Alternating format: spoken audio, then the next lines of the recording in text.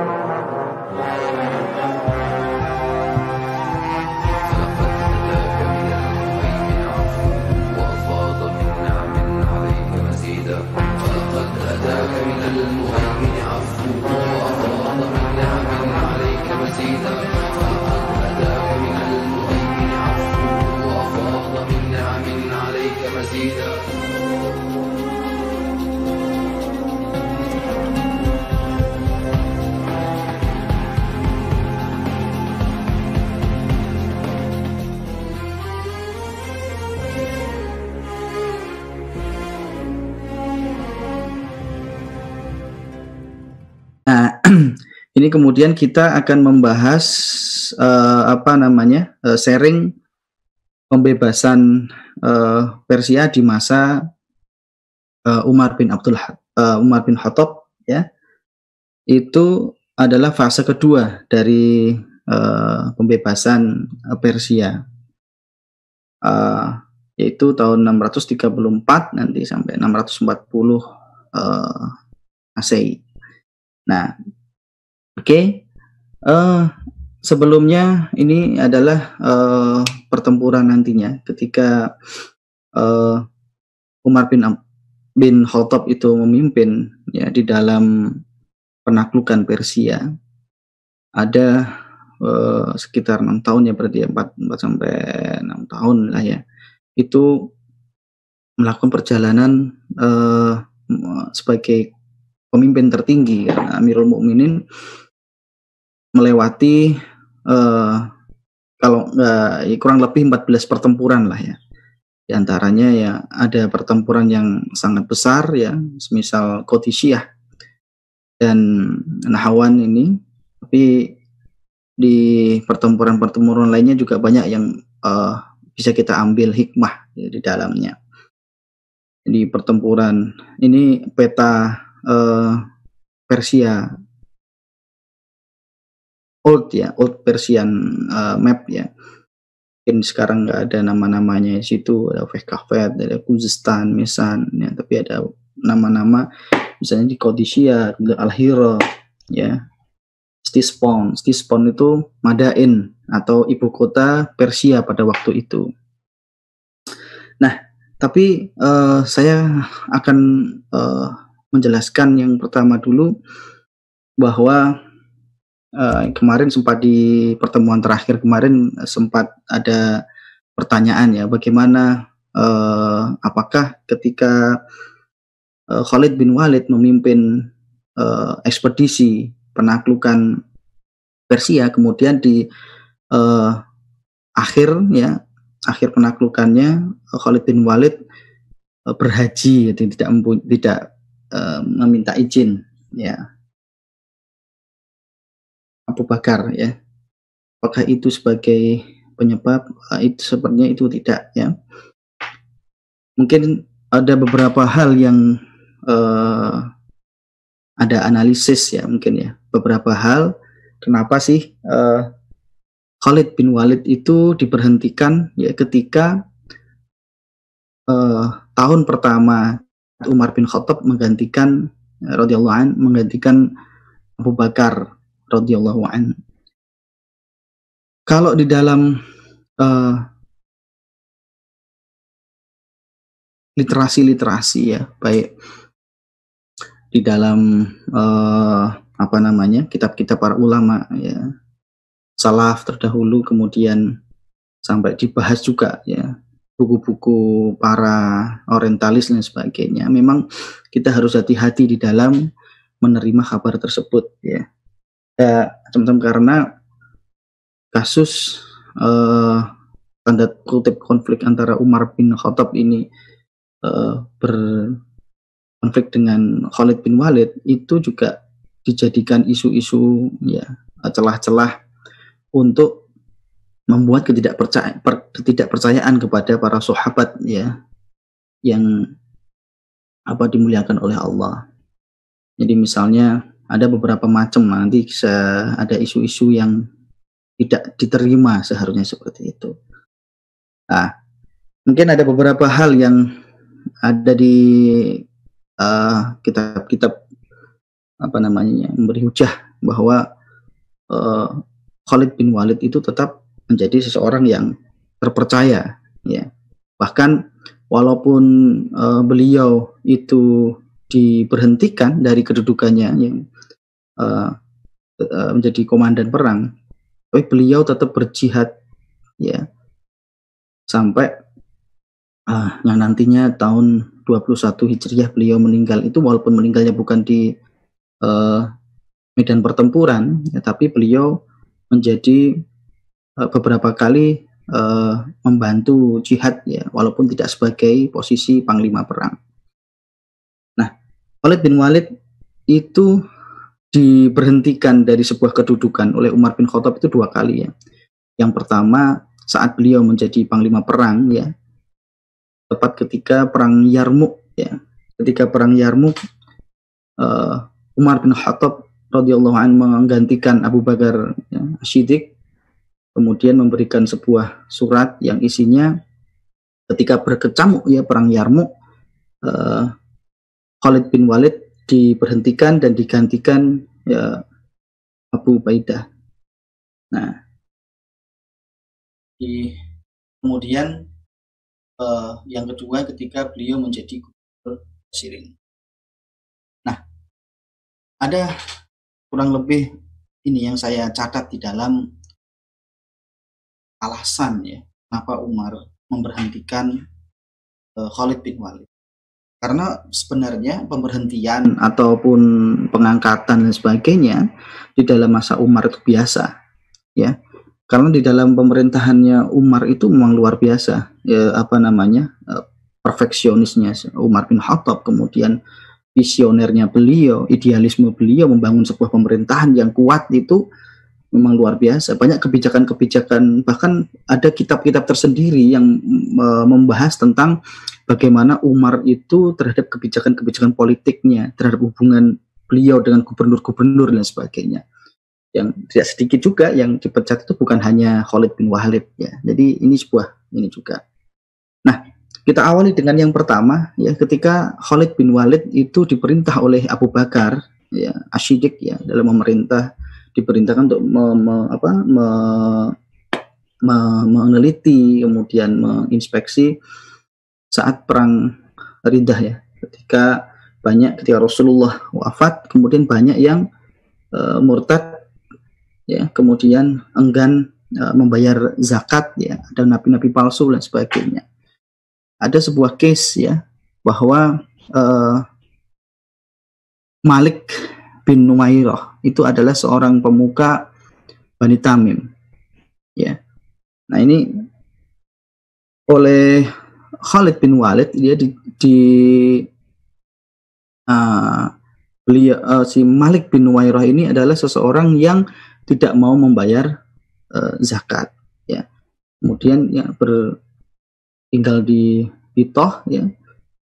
Kemudian ketika ekspedisi ke sana ya, nah para sahabat ya yang menyertai Khalid bin Walid itu kemudian berdebat ya, apakah si Malik bin Nuwairah ini sudah murtad atau tidak. Soalnya di sana di sekelilingnya masih ada azan, masih ada yang sholat dan sebagainya. Tapi kemudian Khalid bin Walid itu eh, menurut beberapa pendapat itu terlalu cepat memutuskan sehingga memerintahkan pada para anak buahnya pada waktu itu Diroh untuk memenggal kepalanya. Nah ini ada seorang sahabat di dalam rombongannya, ya di rombongan ekspedisi tersebut itu tidak berseberangan dengan Khalid bin Walid, ya. Kemudian namanya Abu Qatadah, ya.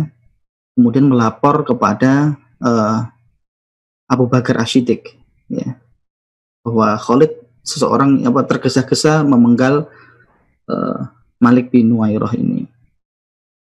Nah ini yang membuat kemudian Abu Bakar Asy-Siddiq ini mendesak, ya, kepada Abu Bakar Asy-Siddiq untuk memecat Khalid karena terlalu mudah dalam mengangkat pedangnya untuk membunuh.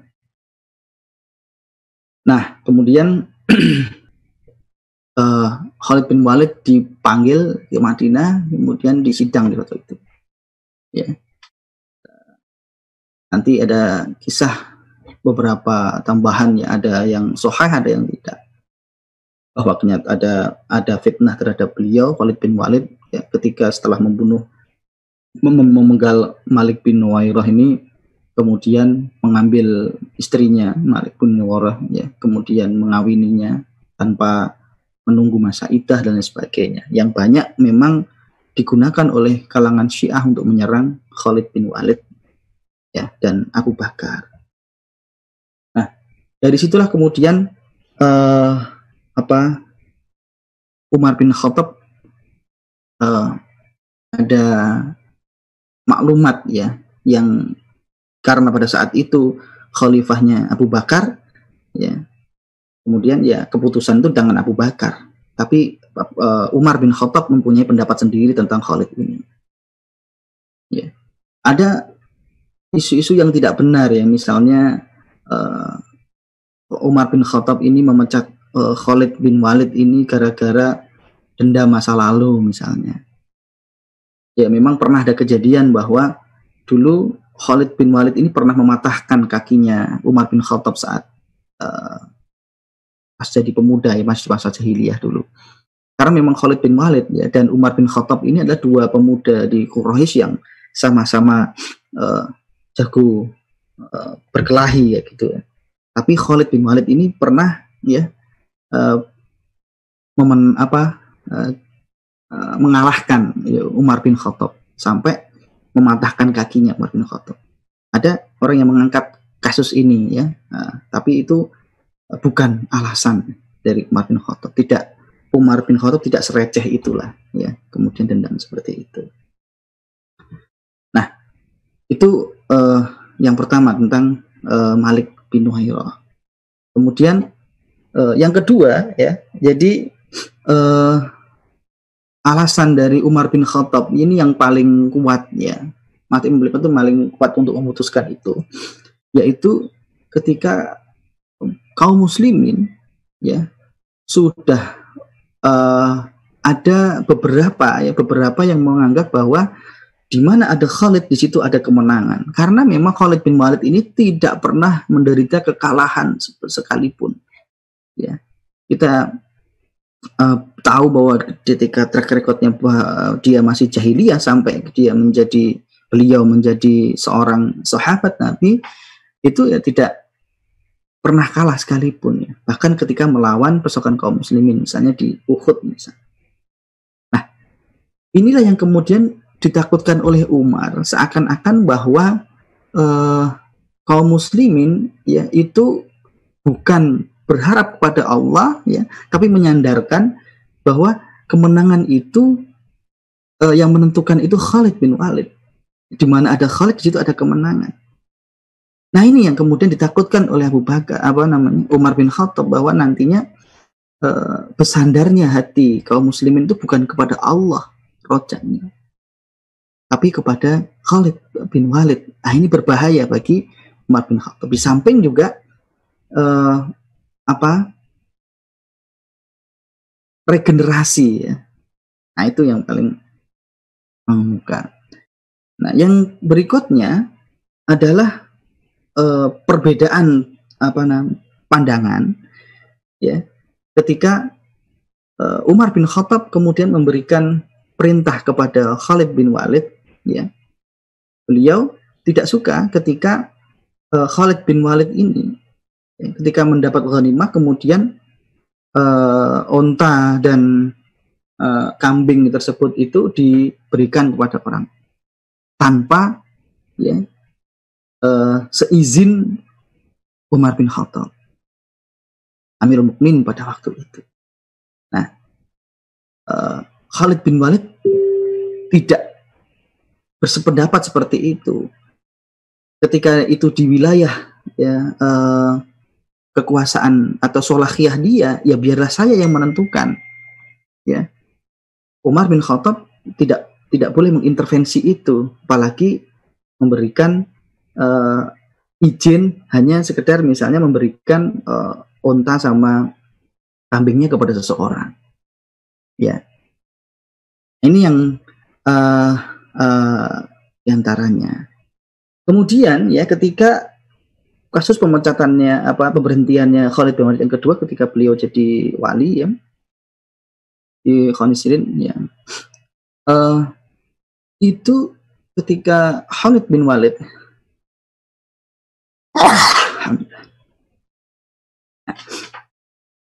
Amirul Mukminin Abu Bakar Umar bin Khattab mengetahui bahwa Khalid bin Walid dan Iyad bin Ghanam pada waktu itu ya dalam pembebasan melawan Bizantium mendapatkan ghanimah yang banyak.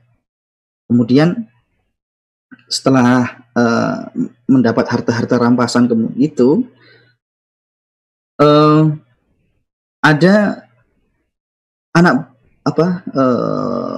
di bawahnya Khalid bin Walid itu yaitu salah itu namanya Ayats bin Qais ya itu meminta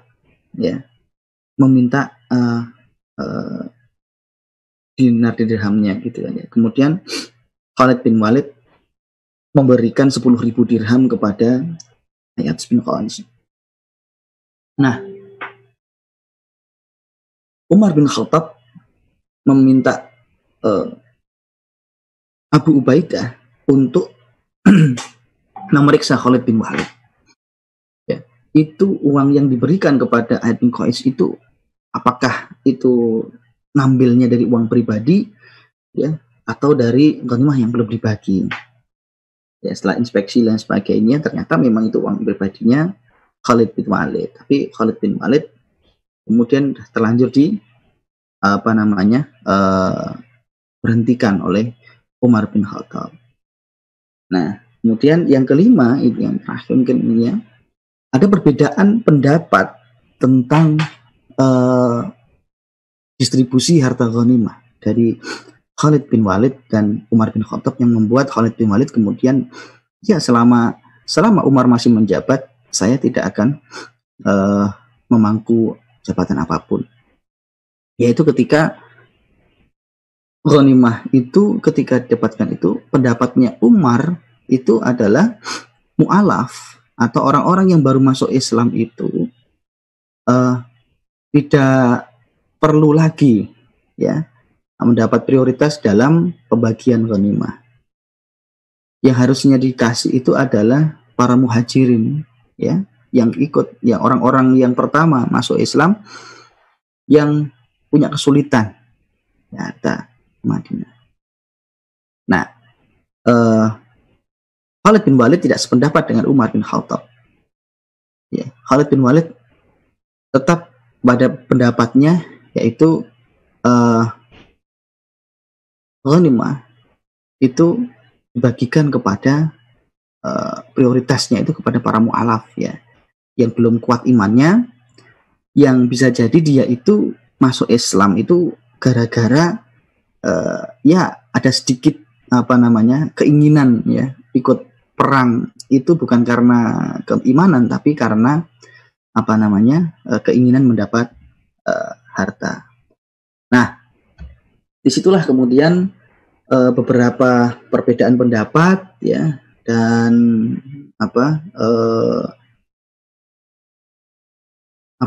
kasus ya itu yang kemudian keputusan Umar bin Khattab itu untuk memberhentikan Khalid bin Walid. Akan tetapi ketika ya Khalid bin Walid itu meninggal tahun 21 Hijriah, sementara kan Umar itu meninggal tahun 23 Hijriah ya. Hubungan mereka tetap baik di akhir. Ya. Umar bin Khattab tetap mengakui ya, peran Khalid bin Walid yang luar biasa di dalam penaklukannya. Sampai beliau ketika di akhir hayatnya Khalid bin Walid yang meninggal itu sampai menangis ya. Kemudian Khalid bin Walid dimakamkan di Homs ya. Menangis kemudian sampai membiarkan orang-orang anak istrinya itu dari situ meninggal. Asal nggak berlebihan meratapi kematian orang yang dicintai itu dibolehkan. Itu beberapa kejadian. Adapun hal-hal yang menjadi oleh Syiah ya, dijadikan sebuah celah untuk meruntuhkan marwah sahabat, kemudian dijadikan oleh para orientalis untuk ngedis Khalid bin Walid supaya nggak dipercaya bahwa kedudukannya mulia Khalid bin Walid itu banyak di kitab-kitabnya ya, bahwa Khalid bin Walid memperkosa, Khalid bin Walid ini macam-macam, banyak sekali yang itu. Tapi kita harus menerima kabar yang paling sahih dari periwayatannya. Seperti itu. Termasuk kasusnya pas kemarin ya, perang Ulais yang kemarin saya di pertemuan terakhir itu dibahas, perang Ulais. Nah, itu kan banyak sekali sampai perang Ulais itu disebut perang Sungai Darah. Ya. Termasuk hampir 70.000 pasukan Persia itu mati ya, atau dibunuh, kemudian darahnya itu sampai membajiri sungai ya. Nah itu juga dijadikan orang yang tidak suka kepada Islam itu untuk merendahkan Khalid bin Walid ya. Ceritanya macam-macam, bisa membunuhi, menyembelih dan sebagainya, banyak, sampai beberapa hari malam sampai itu.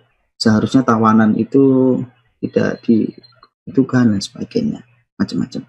Nah disinilah kemudian yang akhirnya di fase kedua di dalam pembebasan Persia ini ya, Khalid bin Walid tidak lagi menjadi komandan, tidak jadi panglima perang. Kemudian Umar bin Khattab itu mengangkat ya Abu Ubaid As-Saqafi ya menjadi panglimanya kaum muslimin ketika menaklukkan proyek menaklukkan Persia ini. Nah, pertama Abu Ubaid As-Saqafi ini memang ada beberapa yang sahabat yang tidak ketika Umar mengangkatnya menjadi panglima, ini beberapa sahabat memang tidak mengungkapkan bahwa kenapa Abu Ubaid As-Saqafi yang diangkat dan sebagainya. Tapi alasannya Umar adalah karena dialah yang pertama kali mau atau mengangkatkan tangan ketika aku mengajukan bahwa perintah jihad itu ya. Orang pertama lah Abu Ubaid yang bersedia untuk berangkat berjihad. Salah satu alasan Umar yang mengangkat beliau. Nah, ini kalau perang sebelumnya, ini sebelum perang Jisr itu ada 2 perang lagi ya, ada 2-3 perang ya, perang di Kaskar ya, perang Namarik, kemudian perang Soktiyah ya. Itu Musanna yang menjadi komandan karena Musanna sudah di sana. Kemudian ketika Umar bin Khattab ya, mengirimkan bantuan pasukan kepada Musanna, yang menjadi komandan itu adalah Abu Ubaid Ats-Tsaqafi ini. Nah, karena kemudian jadi komandan di bawah ya perintah Abu Ubaid. Ini juga kita acungkan luar biasa. Musanna ini seorang punya leadership yang luar biasa, kemudian juga punya followership ya. Followership, karena orang itu kalau di dalam militer itu bukan hanya leadership saja, tapi followership, bagaimana dia taat kepada pemimpin itu juga menjadi penentu. Nah, di perang Jisr ya, perang jembatan, ini kaum muslimin ya mengalami kekalahan untuk pertama kalinya ya dalam ekspedisi dan tidak tanggung-tanggung ya. Di dalam perang Jisr ini ya yang syahid itu sekitar 4.000-an ya.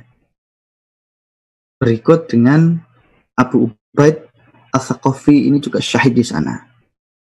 Ada jadi di dekat Kufah ya, di lokasi perang Jisr ini ada jembatan di Hira ya, di Hira yang dikuasai oleh Musanna, kemudian yang di seberangnya dipisahkan oleh sungai. Di situ Sungai Efrat itu ada jembatan yang panjang yang biasa untuk orang penduduk di situ itu melintas ya, melakukan perdagangan dan sebagainya.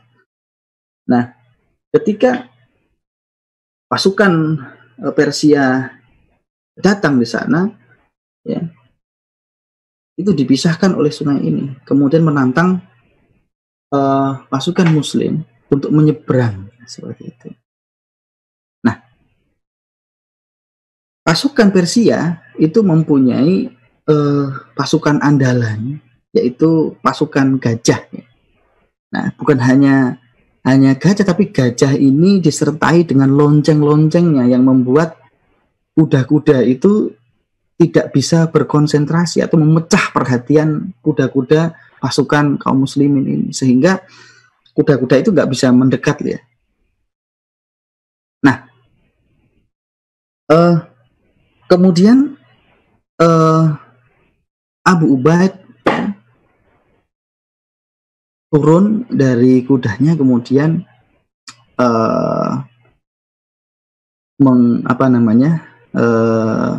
mengiyakan ya tantangan tersebut, kemudian jalan dengan jalan kaki, kemudian menyeberang jembatan tersebut. Nah, di dalam perang Jisr ini ada beberapa hikmah yang bisa kita petik ya dan jadi pelajaran. Nah, ya, sebelum perang Jisr ini ya, Umamah itu istrinya Abu Ubaid itu bermimpi, yaitu mimpinya itu kira-kira bahwa istrinya itu bermimpi Abu Ubaid ini membawa air bersama anaknya, yang kemudian dari ember tersebut itu dia ngasih minum ke orang-orang gitu ya, ke Bani Sakif ya. Nah, kemudian istrinya ini bertanya kepada Abu Ubaid, apa arti mimpi tersebut? Wahai suamiku, aku akan syahid ya, yang seperti itu. Nah, lihat istrinya mimpi seperti itu ya, Abu Ubaid kemudian mempersiapkan ya, yaitu orang-orang yang ketika dia mati nanti itu, ketika dia syahid itu siapa penggantinya. Kemudian disiapkan list 7 orang pengganti Abu Ubaid ketika di perang nantinya itu, ketika beliau syahid itu penggantiku ini. 3 anaknya, kemudian yang ke 4, 5, 6, 7 itu ya dari baninya, paman-pamannya, saudara-saudaranya. Nah, kalau 7 orang ini meninggal semua, nanti Musanna yang menjadi panglimanya. Ya, akhirnya mungkin salah satu sebab ya keinginan mati syahidnya Abu Ubaid ini yang menjadi beliau itu berani ya. Berani apa? ada sebuah kesalahannya Abu Ubaid itu adalah ketika di taktik ini itu beliau ini tidak mendengarkan para sahabat senior di sana ya yang masuk di pasukannya itu, janganlah kita menyeberang ya. Karena apa? Karena ini posisinya susah, sempit nantinya ya, sehingga tidak bisa membawa artilerinya ya, kuda dan sebagainya. Namun Abu Ubaid itu tidak mendengarkan ya, nasihat-nasihat dari komandan-komandan di bawahnya. Abu Ubaid nekat ya, turun dari kudanya yang menyeberang ya. Kemudian pasukan pemanahnya kaum muslimin itu ternyata panahnya itu kena gajah yang gede-gede itu ya, yang kemudian gajahnya punya tameng itu sampai habisnya gagal.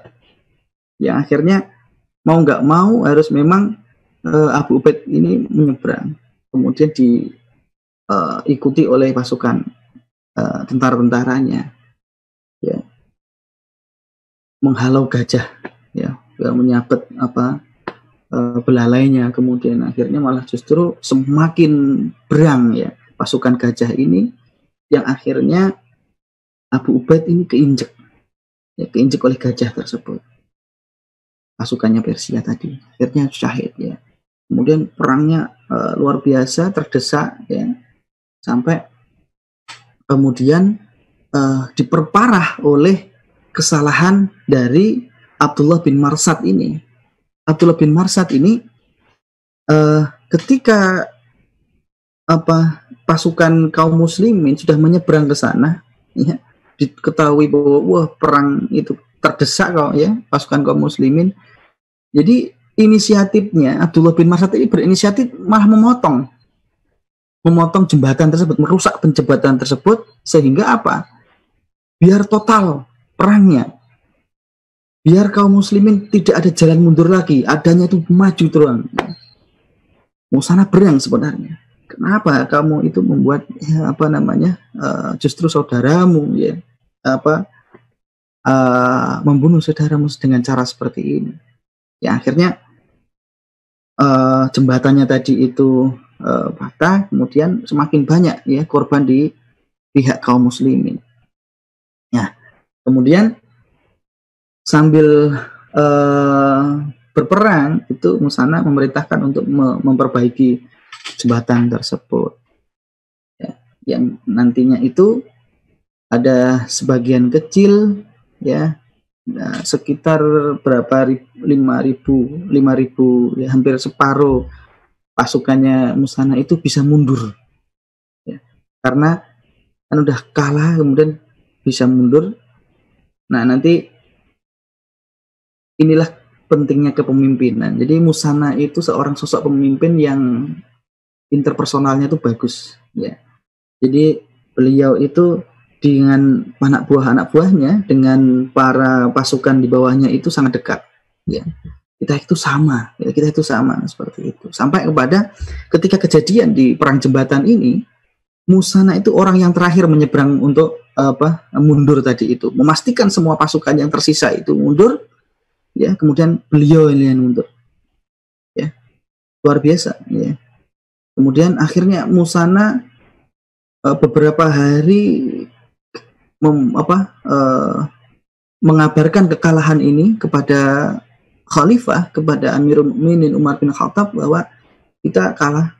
Nah, Abdullah bin Zaid kemudian mengirim kabar kepada Umar bin Khattab. Umar bin Khattab sangat sedih sekali sambil menunggu, kemudian sambil Musana meminta bantuan dari Umar bin Khattab untuk mengirimkan lagi pasukan tambahan.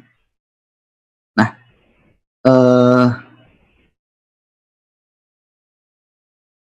pasukan tambahan kemudian beberapa hari kemudian akhirnya Musana kembali lagi dengan kekuatan penuh menyerang balik Persia. Nah, karena waktunya di perang Buaib ya. Nah, ini karena waktunya mungkin sudah segini, atau ada pertanyaan dulu enggak apa-apa, nanti perang Buaid sama perang Qadisiyah minggu depan. Saya kembalikan lagi ke Mas Supri. Silahkan start.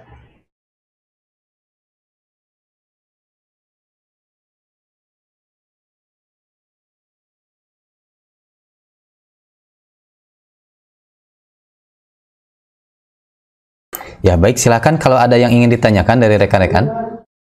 Ini apa? Tadi kita sudah menyimak, walaupun sebentar ya. Tadi banyak inspirasi yang bisa kita dapatkan bagaimana apa pentingnya loyalitas ya. Kemudian juga kita belajar juga bagaimana apa kepemimpinan dan sebagainya gitu ya.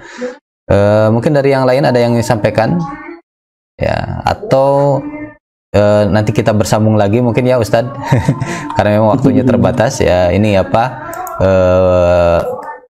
sebagai closing statement dulu mungkin Ustadz.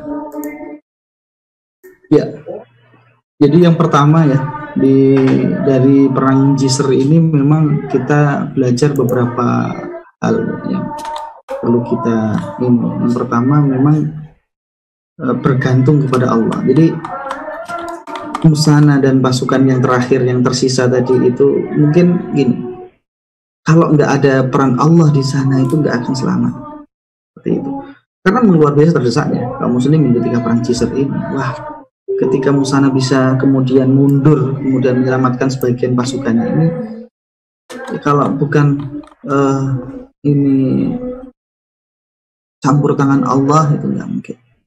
Nah karena itu setiap kita melakukan sebuah aktivitas, ya baik itu aktivitas dakwah sekarang ini misalnya, udah dipasrahkan kepada Allah aja, nggak usah apa namanya berharap dengan yang lain ya, apalagi berharap kepada manusia. Ya, ini yang harus kita perhatikan. Yang kedua tentang leadership ya, bagaimana seorang elit itu bisa membumi ya.